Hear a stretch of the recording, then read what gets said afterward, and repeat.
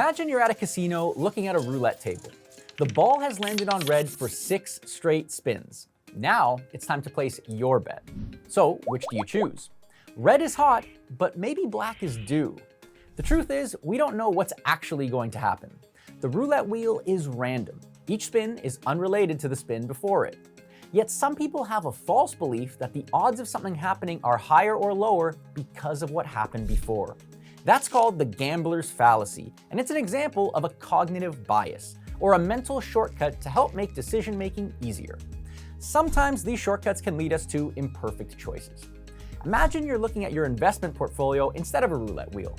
You want to buy a tech stock, and you know the tech sector has been on fire. So is it a good stock to buy? It might seem like it on the surface, but remember, past performance doesn't predict future results, just as with a roulette wheel. And a similar tech company's performance may not impact this tech company either. Understanding cognitive biases like this may allow investors to make better decisions. So let's look at a few more ways our brains can unintentionally make us bad investors. Confirmation bias is when we look for information that confirms a belief we already have.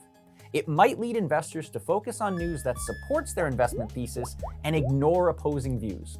This bias can trap investors in echo chambers, blinding them to warning signs. Anchoring bias happens when people rely too heavily on the first piece of information they get about something. That initial piece of information could become lodged in your memory and sway future decisions, just like a boat anchor keeping a ship in place. Anchoring bias can trip up investors in several ways.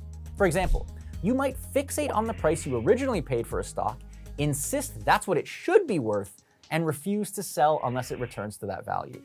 You might even buy more shares just because you believe that stock is cheap compared to that original price, without considering current facts.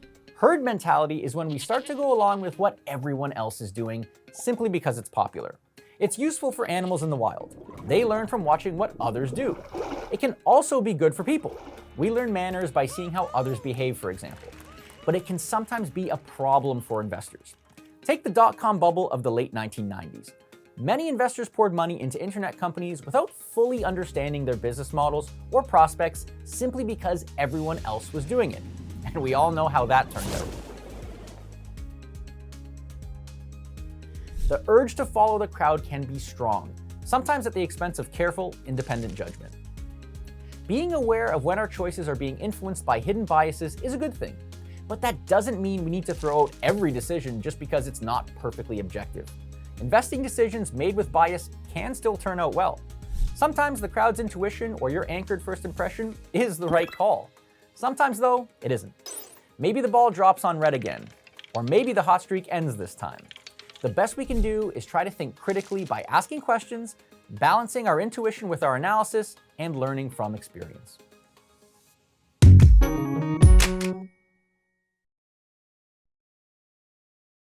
Have more questions? Check out the links to the right and in the description below.